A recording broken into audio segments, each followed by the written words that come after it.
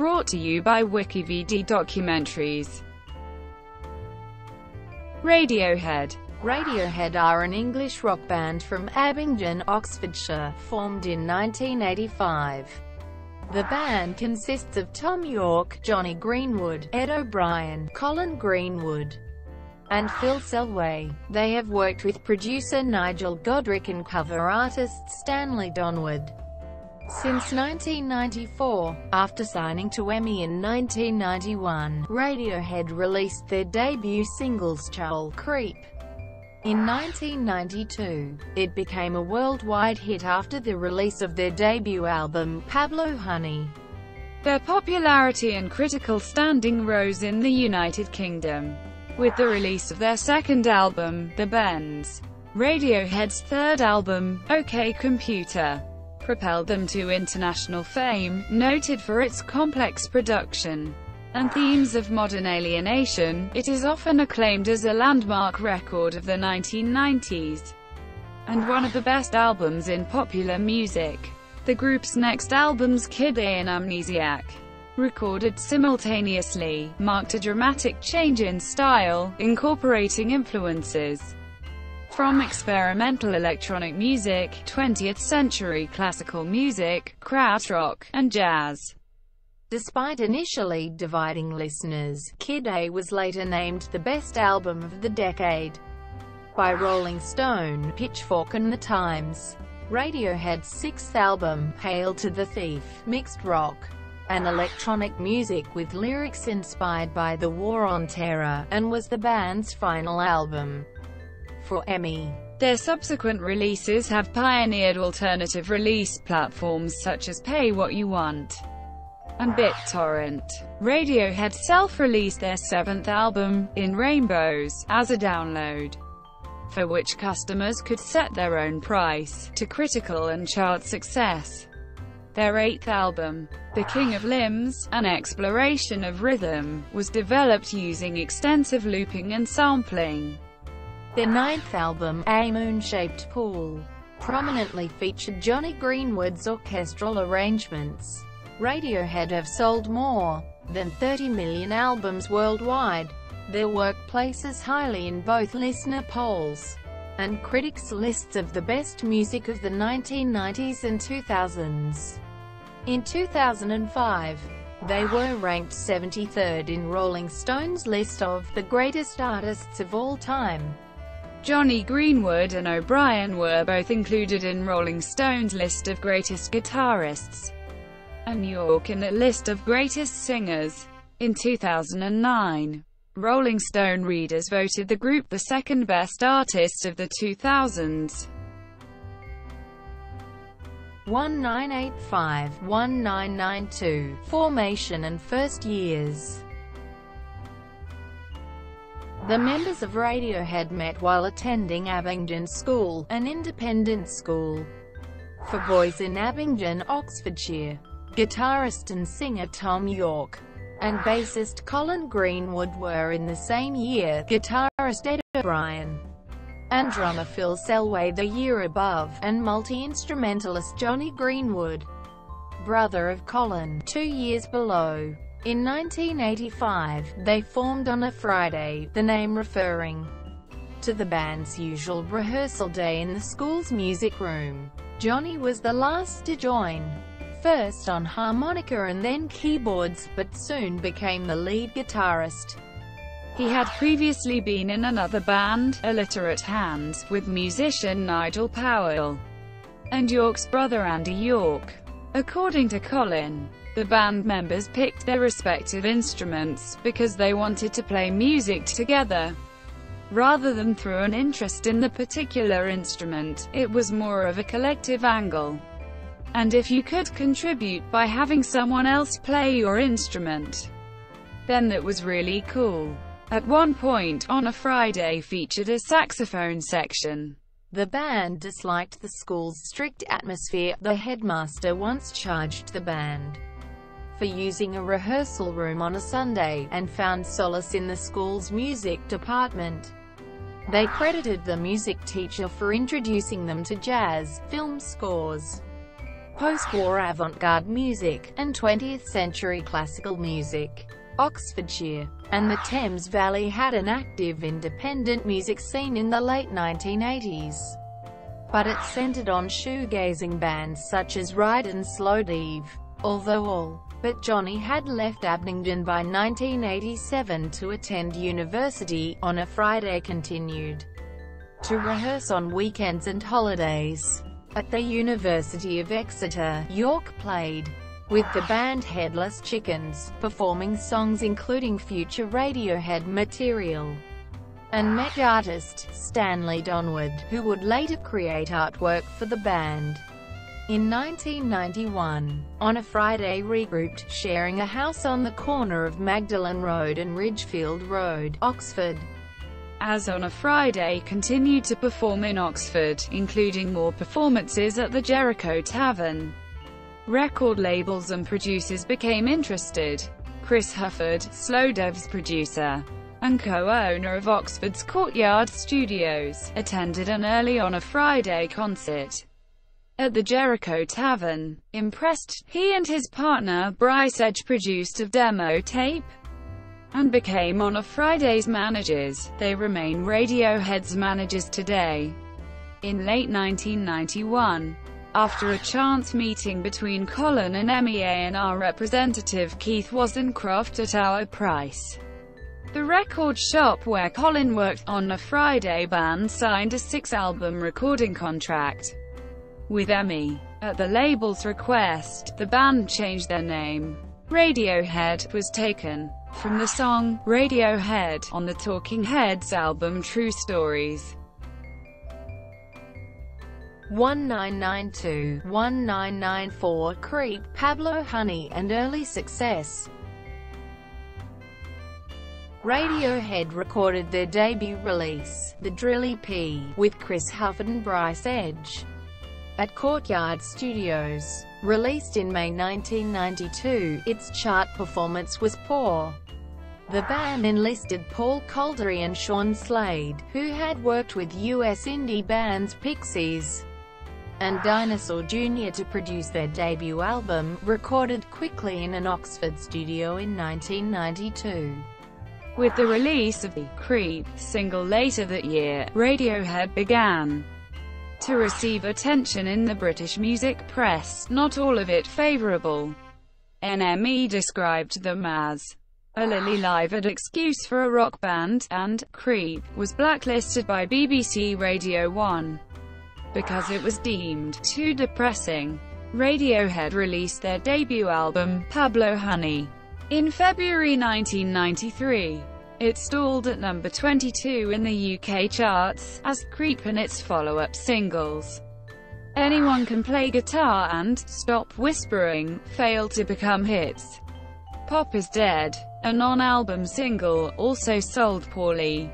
Some critics compared the band's early style to the wave of grunge music popular in the early 1990s, dubbing them Nirvana Light. And Pablo Honey failed to make a critical or a commercial splash upon its initial release. Despite shared influences with popular guitar acts, and some notice for Yorke's falsetto, Radiohead toured only British universities and clubs. In early 1993, Radiohead began to attract listeners elsewhere. Creep had been played frequently on Israeli radio by influential DJ Yoav Kutner, and in March, after the song became a hit in that country, Radiohead were invited to Tel Aviv for their first live gig overseas.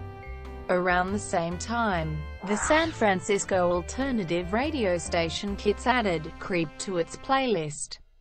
Soon other radio stations along the west coast of the United States followed suit.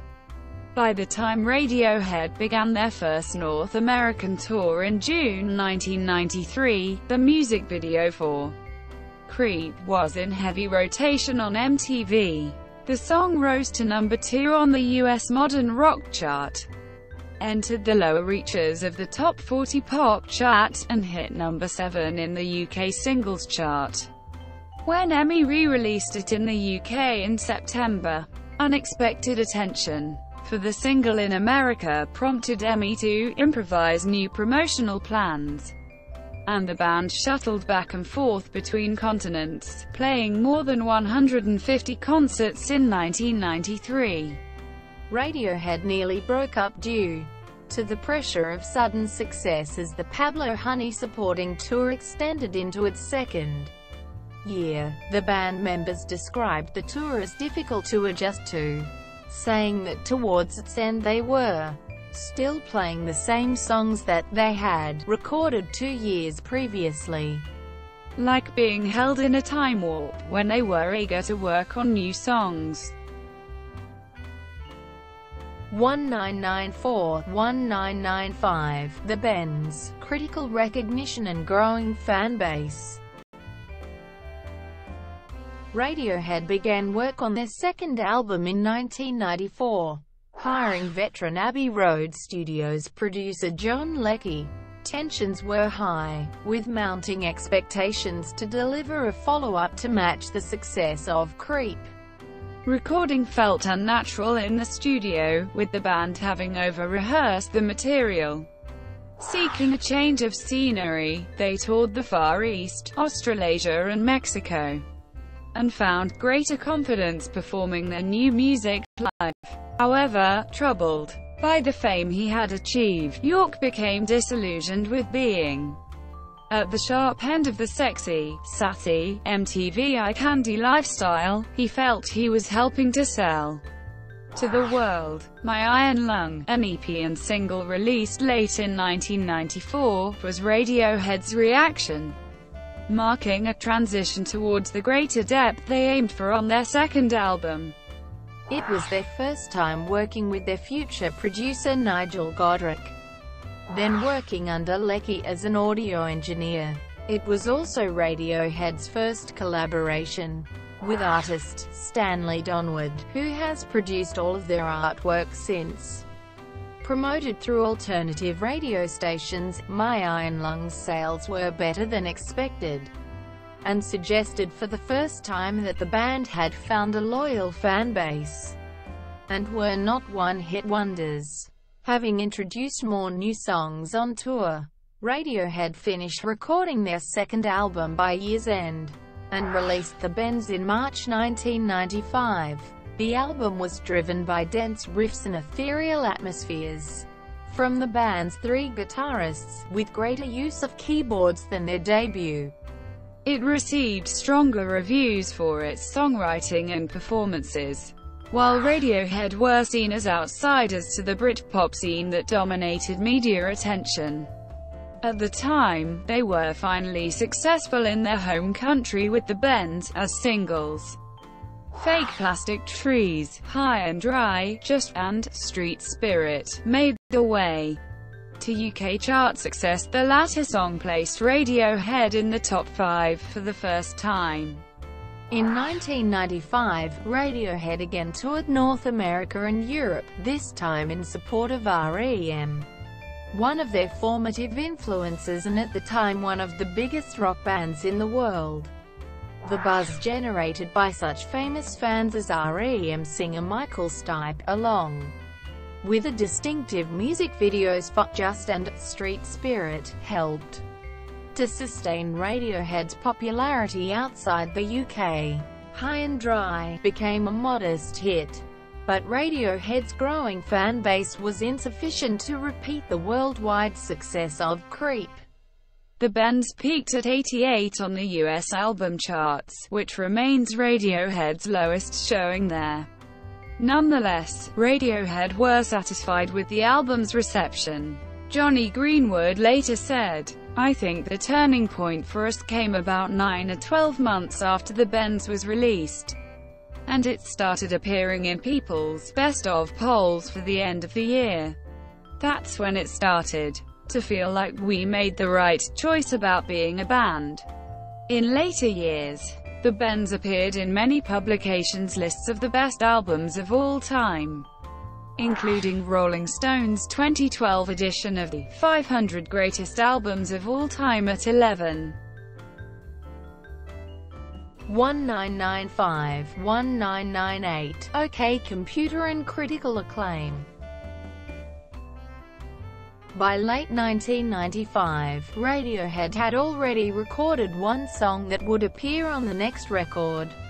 Lucky, released as a single to promote the war child charity's The Help album, was recorded in a brief session with Nigel Godrich, the young audio engineer who had assisted on the bends and produced a 1996 B-side.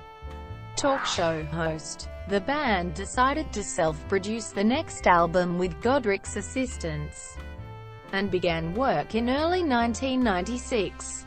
By July they had recorded 4 songs at their rehearsal studio, Canned Applause, a converted apple shed in the countryside near Didcot, Oxfordshire.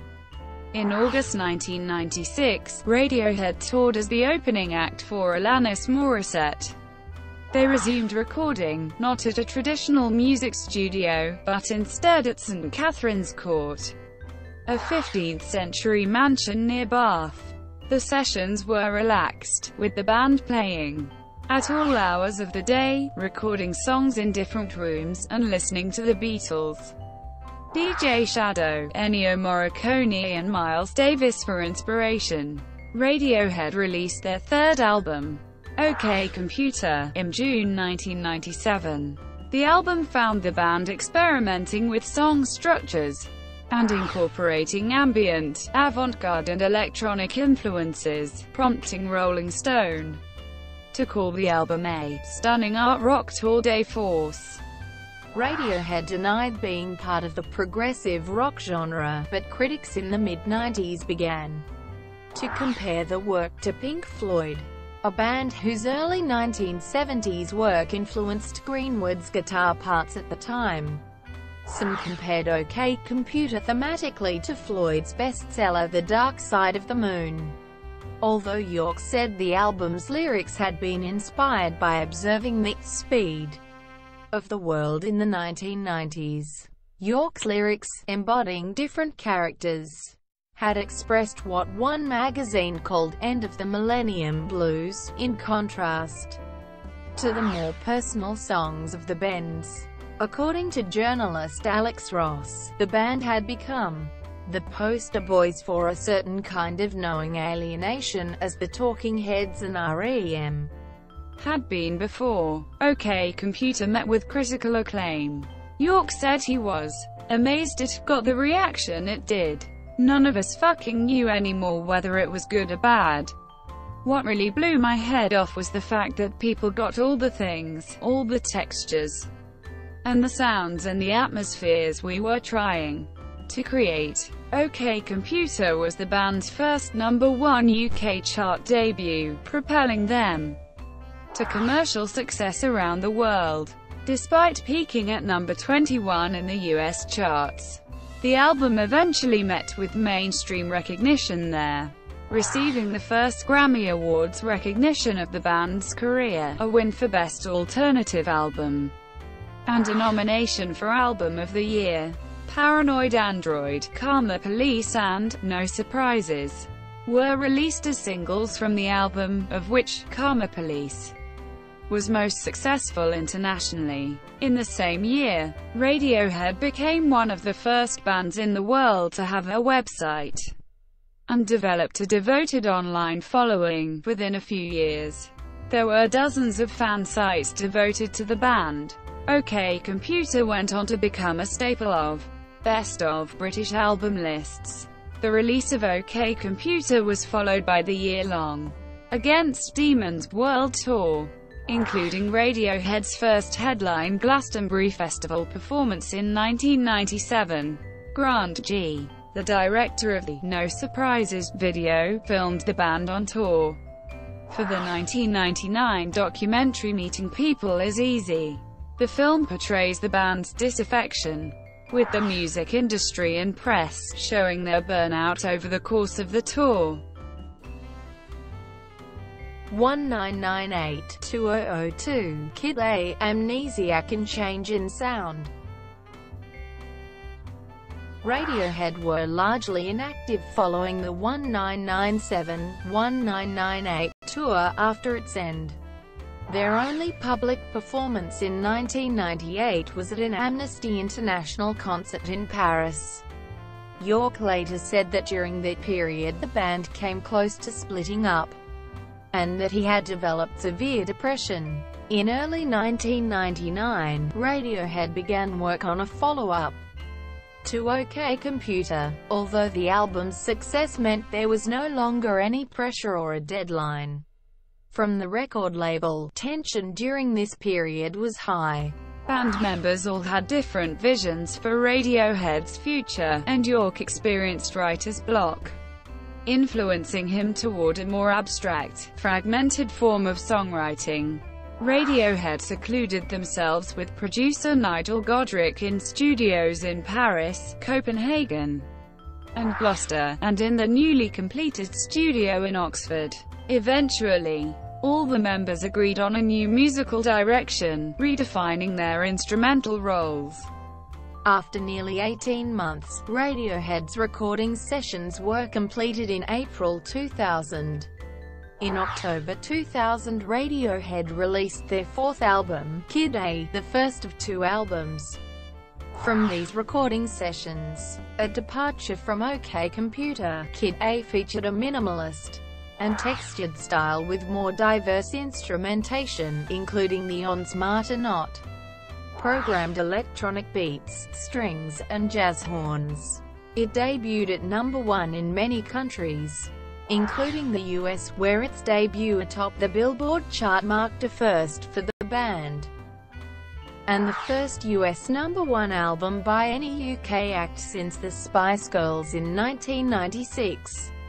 This success was attributed variously to marketing, to the album's leak on the file-sharing network Napster a few months before its release, and to advance anticipation based, in part, on the success of OK Computer. Although Radiohead did not release any singles from Kid A, promos of Optimistic and Idiotic received radio play, and a series of clips, or short videos set to portions of tracks, were played on music channels and released freely on the Internet. The band had read Naomi Klein's anti-globalization book No Logo during the recording, and decided to continue a summer 2000 tour of Europe later in the year in a custom-built tent free of advertising. They also promoted Kid A with 3 sold-out North American theater concerts. Kid A received a Grammy Award for Best Alternative Album and a nomination for Album of the Year in early 2001. It won both praise and criticism in independent music circles for appropriating underground styles of music. Some mainstream British critics saw Kid A as a commercial suicide note, labeling it intentionally difficult and longing for a return to the band's earlier style. Radiohead's fans were similarly divided, along with those who were appalled or mystified. There were many who saw the album as the band's best work. Yorke, however, denied that Radiohead had set out to eschew commercial expectations, saying, "I was really amazed at how badly Kid A was being viewed, because the music's not that hard to grasp. We're not trying to be difficult. We're actually trying to communicate. But somewhere along the line, we just seem to piss off a lot of people. What we're doing isn't that radical." The album has since been ranked one of the best of all time by publications including Time and Rolling Stone. Pitchfork, The Times, and Rolling Stone named it the best album of the decade. Radiohead's fifth album, Amnesiac, was released in June 2001. It comprised additional tracks from the Kid A recording sessions, plus one track recorded after Kid A's release, Life in a Glass House, featuring the Humphrey Lyttelton Band. Radiohead stressed that they saw Amnesiac not as a collection of B-sides or leftovers from Kid A, but an album in its own right. It topped the UK albums chart and reached number 2 in the US, being nominated for a Grammy Award and the Mercury Music Prize. Radiohead embarked on a world tour, visiting North America, Europe and Japan. Pyramid Song and Knives Out, Radiohead's first singles since 1998, were modestly successful. A live album, I Might Be Wrong, live recordings, released in November 2001, features performances of 7 songs from Kid A and Amnesiac, and the previously unreleased acoustic track, True Love Waits.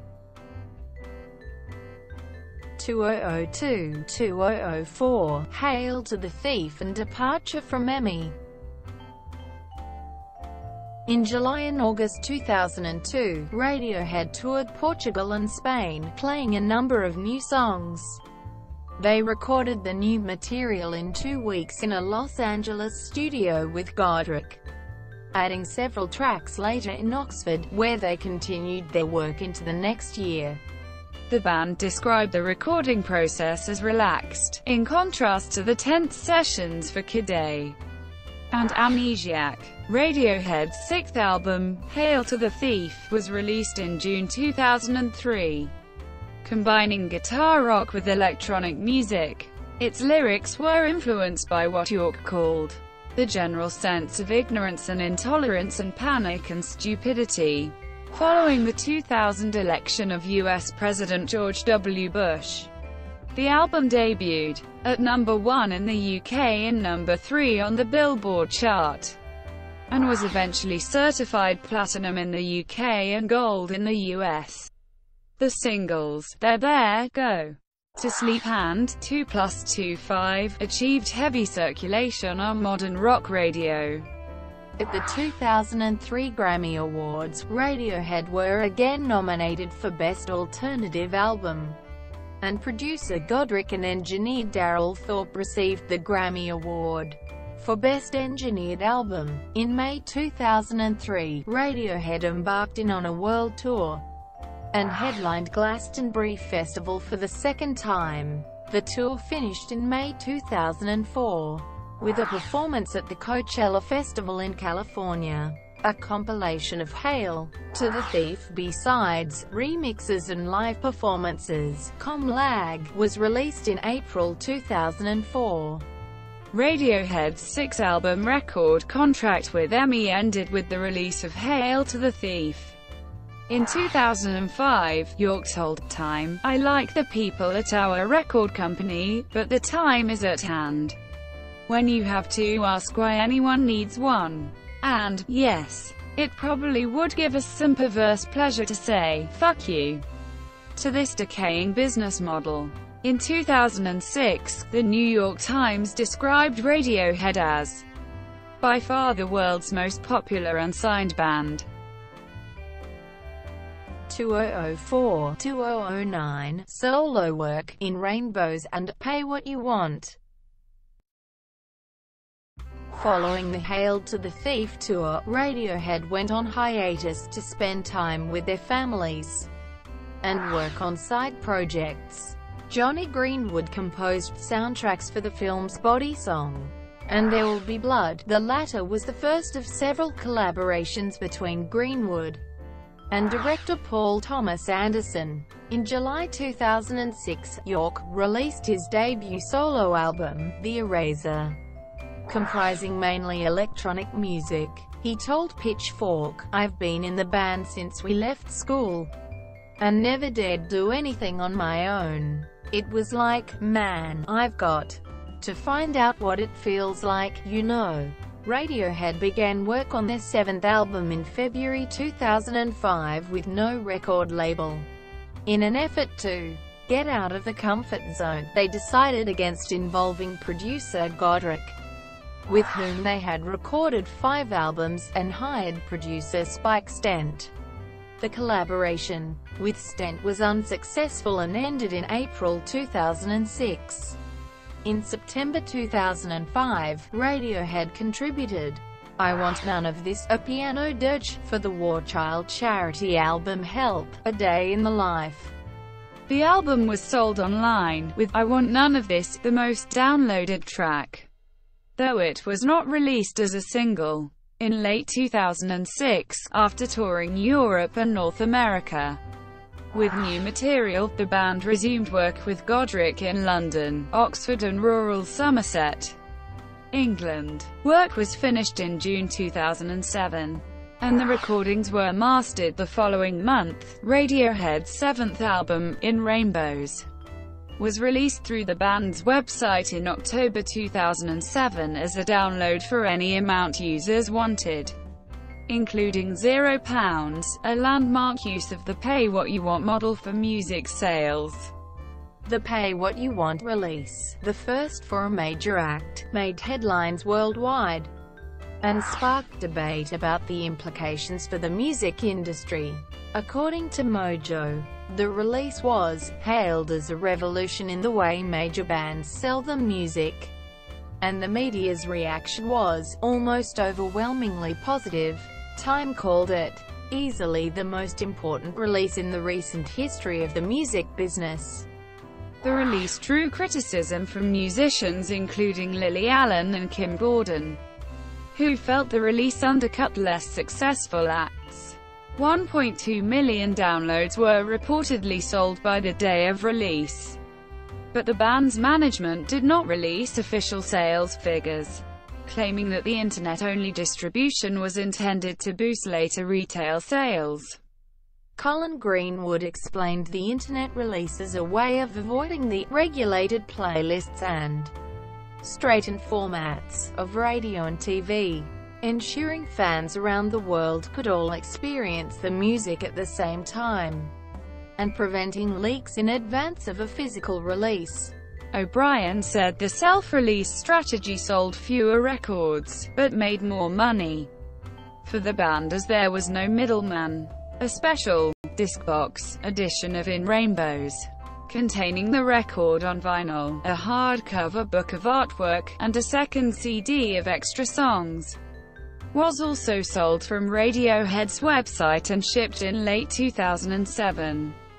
In Rainbows was released physically in the UK in late December 2007 on XL Recordings, and in North America in January 2008 on TBD Records, charting at number 1 both in the UK and in the US. The record's retail success in the US after having been legally available for months as a free download was Radiohead's highest chart success in that country since Kid A. It became their fifth UK #1 album and sold more than 3 million copies in 1 year. The album received critical acclaim for its more accessible sound and personal lyrics. It was nominated for the shortlist of the Mercury Music Prize and went on to win the 2009 Grammy Award for Best Alternative Music Album. Their production team won the Grammy for Best Boxed Special Limited Edition Package, while Radiohead received their third nomination for Album of the Year, along with 3 other nominations for the band Godrich's production and the House of Cards music video also received nominations. Radiohead released a number of singles from In Rainbows, Jigsaw Falling Into Place, in January 2008, followed by Nude, which debuted at number 37 in the Billboard Hot 100, Radiohead's first song to make that chart since 1995's High and Dry, and their first top 40 hit in the US since Creep. In July they released a digitally shot video for House of Cards. House of Cards, along with Body Snatchers, also received a single release on radio. In September the band announced a 4th single, Reckoner, and a remix competition similar to one organized for Nude. In April 2008, Radiohead launched WASTE Central, a social networking service for Radiohead fans. In May, VH1 broadcast In Rainbows from the Basement, a special episode of the music television show From the Basement in which Radiohead performed songs from In Rainbows. It was released on iTunes in June 2008. Emmy released a greatest hits album, Radiohead, The Best Of. It was made without Radiohead's input, and only contains songs released under their recording contract with Emmy. Yorke was critical of the release, saying, "There's nothing we can do about it. The work is really public property now anyway, in my head at least. It's a wasted opportunity in that if we'd been behind it, and we wanted to do it, then it might have been good." In August 2008, Emmy reissued special editions of Radiohead's back catalogue as part of its From the Capitol Vaults series. From mid-2008 to early 2009, Radiohead toured North America, Europe, Japan and South America to promote In Rainbows, and headlined the Reading and Leeds festivals in August 2009. Thank you for watching. Brought to you by WikiVD Documentaries. Please like and subscribe below.